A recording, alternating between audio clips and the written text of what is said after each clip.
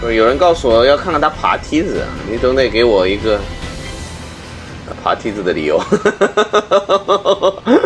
Hello， 各位网友，大家好，我是大川啊。那么今天呢，我们刚刚讲了一下有关8964，还有包括文革的一些我的看法，所以呢，就顺便把这个双轨制的一些东西呢，我来讲一下。那么就是有关我对中国为什么会比较有信心的一个原因呢，就是因为中国现在实行的呢，实际上是双轨制的一个经济体制啊。那么苏联的主要的灭亡呢，其实就是因为它单轨制，它就是光搞社会主义经济。那么俄罗斯继承了苏联的遗产之后，他干了一个什么事情呢？他就全面的倒向西方，就说我现在把所有的国有经济呢全部都私有化。那么结果呢，这个完全的资本主义改革呢，反而是让俄罗斯的经济呢进入了一个非常可怕的一个状态。这个世界上呢，完全的社会主义和完全的资本主义呢，其实都是走不通的。那么只有一种经济呢，是相对来讲呢是比较合理性的那就是双轨制那么就是说一部分的东西呢由国家来保障，然后一部分的呢作为个人利益，作为你个人努力的一个目标。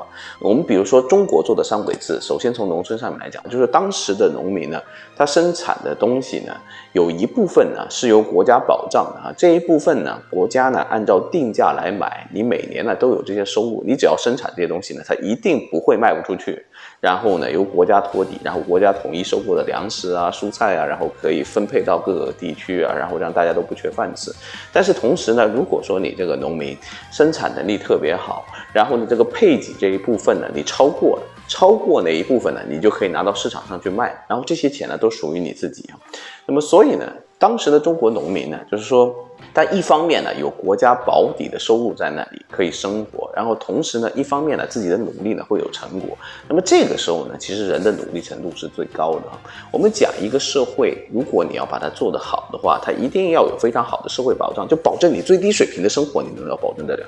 对吧？这个就是社会主义的思想。然后呢，除了这个最低保障的这一部分之外呢，剩下的那一部分呢，又得要刺激你的个人能动性就是我得靠这个来赚钱，然后呢，靠这个呢，我能过上幸福生活，我能比别人更强然后这一部分呢，又刚好呢，就是资本主义的部分所以呢，结果呢，就是社会主义的思想加上资本主义的这种东西呢，两个东西一结合的双轨制呢，实际上是最适合人类社会生存的一个制度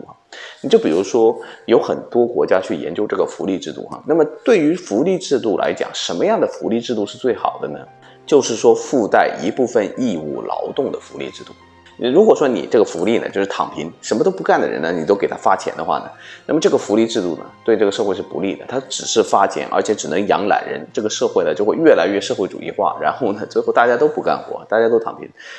但是呢，如果说你这个国家没有福利制度全部都是靠你个人这个努力，然后呢，你掉到社会底层也没有人来关注你，那么完全的资本主义呢，这个福利制度呢也是不行的。那最好的福利制度呢，就是说我在你没有工作或者说失去社会保护的时候呢，我给你钱，但是呢，同时呢，给钱的同时呢，你要有义务劳动的这么一个义务在。那么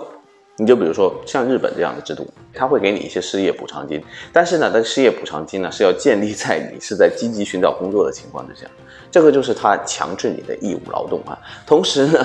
他有的时候呢还会给你一些职业培训就有很多人失业他领这个保证金，然后呢他就去听课，然后再做一些职业培训，然后在做这个职业培训的过程当中呢，了解到他能找到什么样的工作的时候呢，他下一份工作呢反而会比较方便。所以呢，你要知道，就是中国在邓小平的那个改革之下呢，他走的这个路线呢，他既没有走完全的开放，也没有走完全的这种就是放弃福利、放弃社会主义的这个东西所以呢，它这个制度呢才能够延续到今天，而成为一个世界上第二大的一个经济体其他国家这个福利发的太多之后呢，它就容易偏向于就是躺平派，就完全的社会主义，我就不干活，我没有什么积极性。而在中国或者日本这些地方，它是有条件的福利，所以呢，每个人的积极性呢并没有受挫，所以呢，每个人的这个竞争能力它竞争力也没有下降，所以呢，它的发展呢就会更加快一点。